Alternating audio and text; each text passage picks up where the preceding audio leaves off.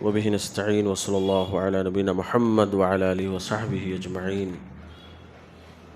ماشاءاللہ آپ اتنا سنتے آ رہے ہیں کہیں بور نہ ہو جائیں میری آواز سے، لیکن اب یہ آخری بار ہے، مطلب آج کے لیے انشاءاللہ پھر موقع آیا تو بولیں گے، لیکن زیادہ بولنے سے اکتاہٹ آ جاتی ہے، اس لیے مختصر دو چار باتیں آخری نصیحت کے طور پہ۔ جب یہ کیا ہے طریقہ سنت طریقہ ہے، صحابہ بھی جو ہے اللہ کے رسول صلی اللہ علیہ وسلم سے نصیحت طلب کرتے تھے، تو یہ نصیحت کی نشست ہے سمجھیے۔ آخری میں نصیحت، اللہ کے رسول صلی اللہ علیہ وسلم کا جب آخری وقت تھا تو صحابہ نے نصیحت طلب کی، اللہ کے رسول نصیحت فرمائیے، تو اللہ کے رسول نے فرمایا کہ آخری وصیت نماز کی پابندی کرو۔ آخری وقتوں میں اللہ کے رسول کی جو آخری نصیحتیں تھیں اس میں یہ تھا کہ نماز کی پابندی کرو۔ تو یہ اہم ہے، مسلمانوں کی پہچان ہے، ایک مسلمان اور ایک کافر میں فرق کرنے والی چیز کیا ہے؟ نماز۔ اگر ایک مسلمان ہوتے ہوئے بھی نمازی نہیں ہے، ایک مسلمان ہوتے ہوئے بھی مسجد کو نہیں آ رہا ہے، تو پھر اس میں اور کافر میں کیا فرق ہے؟ کیونکہ کافر بھی نماز کو نہیں آتا، وہ بھی نماز نہیں پڑھتا، اور ہم اپنے آپ کو مسلمان جو ہے کہتے ہیں لیکن پھر بھی مسجد سے دور ہیں، نمازیں نہیں پڑھ رہے ہیں۔ تو یہ بہت بڑے افسوس کی اور بہت بڑے درد کی بات ہے، اور بڑے اس کی بات ہے، اس سے تشویش کی بات ہے کہ کیا ہم مسلمان باقی رہیں گے نماز چھوڑنے کے باوجود؟ تو یہ جو حدیث ہے کہ مسلمان اور کافر میں فرق کرنے والی چیز ہے، یہ جھنجھوڑ دینے والی حدیث ہے کہ نماز کے بغیر رہ نہیں پائے گا ایک مسلمان، نماز کے بغیر رہ ہی نہیں پائے گا، بہت ضروری ہے۔ اللہ کے رسول نے فرمایا نماز میرے آنکھوں کی ٹھنڈک ہے، یا بلال جو ہے اذان دو ارحنا بہا، ہمیں اس سے خوشی، فرط و مسرت اور ٹھنڈک محسوس ہوتی ہے۔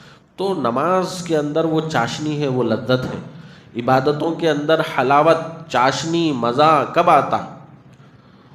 تو یہ محسوس ہونا ہمارے کو، تو محسوس ہونے کے لیے دعائیں کرنا ہے اللہ سے، اللہ نماز کا پابندی بنا، دعائیں کرنا ہے، کوشش کرنا ہے، جستجو کرنا ہے۔ جیسا کہ بعض لوگوں نے یہاں پر بتایا کہ ان کی خواہش تھی کہ کبھی ایسا موقع مل جائے کہ تہجد کا انتظام ہو اور ہم پہنچ جائیں، تو اتنی خواہش سے لوگ آئے ہیں۔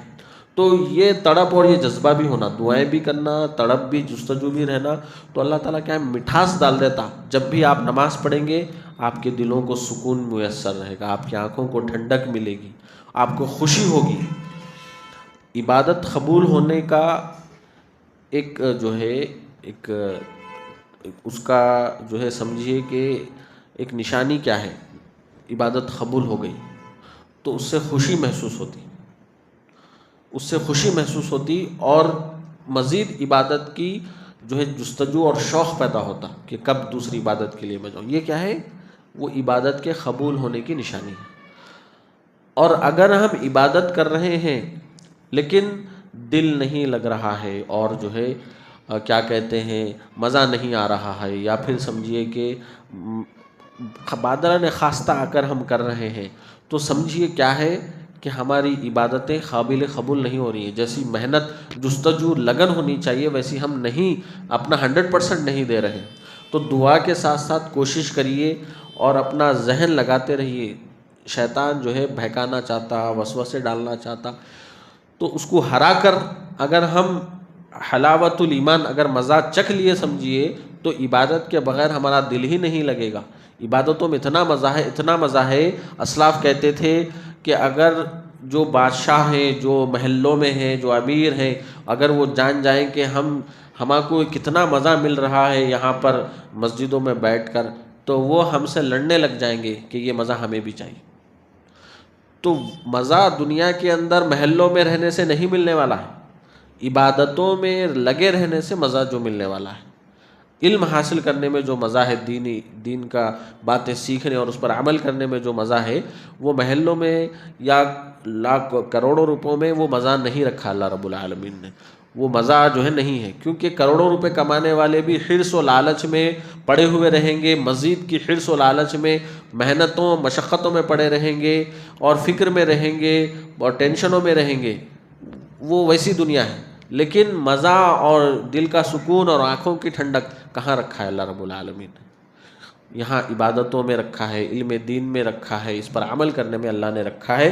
تو برادر اسلام، اللہ رب العالمین جو ہے کیا کہہ رہا ہے؟ بئس مثل القوم الذین کفروا، اور فرمایا یحملوا، وہ مثل الذین، وہ سورہ جمعہ کی آیت ہے، حملوا التوراۃ ثم لم يحملوها كمثل الحمار يحمل اسفارا بئس مثل القوم. تو ایک بدترین مثال ایسے لوگوں کے لیے اللہ تعالیٰ بیان فرما رہے ہیں جن کو کتاب دی گئی لیکن وہ اس پر عمل کرنا ہی چھوڑ دیے. گدھے کی مثال ہے جن پر جو ہے، جس گدھے پر کتابیں رکھ دی جائیں لیکن وہ کتابوں سے فائدہ نہیں اٹھاتا. تو قرآن مجید دی گئی ہے، اس سے پڑھنا ہے، اس پہ عمل کرنا ہے. یہ پڑھنا اور اس پہ عمل کرنا چھوڑ دیے ہیں تو اللہ تعالیٰ کہہ رہا ہے یہ گدھے ہیں. یہود کی بات ہو رہی ہے لیکن اس کا مفہوم عام ہے. جو بھی کتاب سنت کی جو ہے نوازے جانے کے بعد، اللہ کی طرف سے ملے جانے کے بعد بھی اس کو پڑھ نہیں رہے ہیں، اس پہ عمل نہیں کر رہے ہیں، تو وہ قوم اور وہ افراد گدھے ہیں اور اس سے بدتر ہے. یہ بدترین مثال اللہ تعالیٰ دے رہا ہے.